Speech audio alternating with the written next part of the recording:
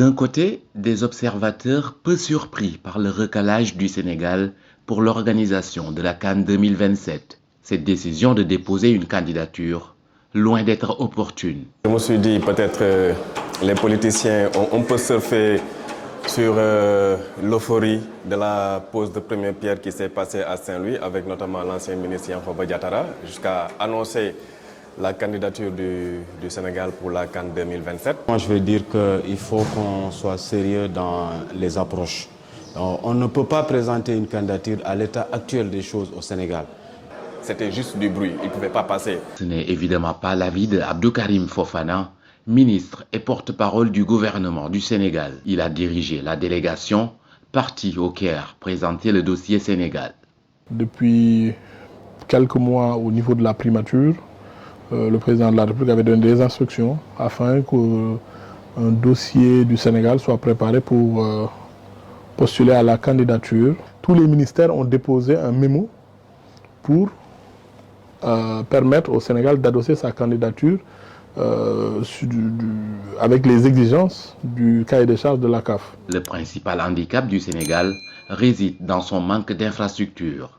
La modernité du stade Maître Abdoulaye Wade Diamniadio ne peut occulter le marasme actuel dans ce domaine. À part Diamniadio, c'est le désert infrastructurel, il n'y a absolument rien du tout. Alors ce qu'on oublie, la CAN est passée de 16 à 24 équipes. Un seul stade compétitif, vous devez en avoir 6, donc c'est le baobab dans le désert. Ce qu'il faudrait, c'est que d'autres régions du Sénégal puissent voir pousser des infrastructures de qualité. Et là, la candidature, elle va couler de source. À part Dakar, vous faites les régions, il n'y a aucune région du Sénégal qui peut accueillir plus de 100 ou 200 personnes dans les réceptifs hôteliers. Ça pose problème. Abdou Karim Fofana botte en touche.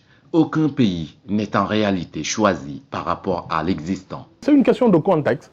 Personne n'est attributaire de la CAN sur la base de ces infrastructures existantes. Je vous ai dit qu'en Afrique, si on va au fond des choses, peut-être qu'il y a 3-4 pays qui peuvent organiser tout de suite.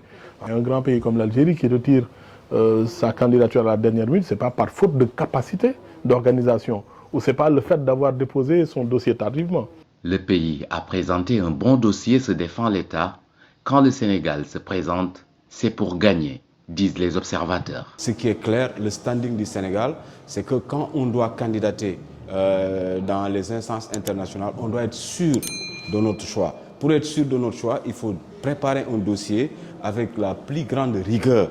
Il ne sert à rien de courir pour candidater. Le Sénégal a dépassé le stade où on doit compétir en Afrique et rentrer avec un échec. Je pense que nous sommes très sénégalais et très exigeants vis-à-vis de nous-mêmes. On aime s'autoflageller, mais la réalité, c'est que nous avons présenté un bon dossier qui a été très apprécié. Le choix, selon moi, se fait suivant plusieurs critères. D'abord, la candidature du Sénégal est basée sur un principe. Le Sénégal n'a pas organisé depuis 35 ans. Mais il y a un principe de rotation. Le Sénégal indique que ça fait 35 ans qu'il n'a pas organisé. La zone UFOA indique qu'il y a 25 ans qu'il n'y a pas eu d'organisation dans notre zone. Mais il y a d'autres pays qui disent eux aussi qu'ils ont attendu depuis 1976 ou 1972. Donc il y a une question de légitimité. Deuxième chose, le Sénégal propose une candidature avec un pays, mais les autres ont une co-organisation. Donc c'est plus de solidarité et plus de relief diplomatique dans la présentation. Donc ça aussi, il faut l'accepter. Si les sons de cloche diffèrent quant à la suite donnée à cette candidature, les voix convergent pour 2029. Il faut y retourner et peut-être à plusieurs. Pour 2029, si on se prépare très bien, faire un très bon dossier, essayer de parler avec nos voisins gambiens, essayer de parler avec nos voisins guinéens, et pourquoi pas avec nos voisins mauritaniens, je pense qu'on peut tendre vers une co-organisation de cette CAN 2029. Parce que les pays africains, ce qu'ils étaient au début des années 2000, du point de vue infrastructurel, économique, en termes de capacité, ça a beaucoup changé. Nos pays ont beaucoup évolué. Donc la CAF est devenue plus exigeante. Et puis, comme vous le voyez partout dans le monde, pourquoi les États-Unis organisent la prochaine Coupe du Monde avec le Mexique et d'autres pays? Donc c'est des questions stratégiques qu'il nous faudra peut-être étudier.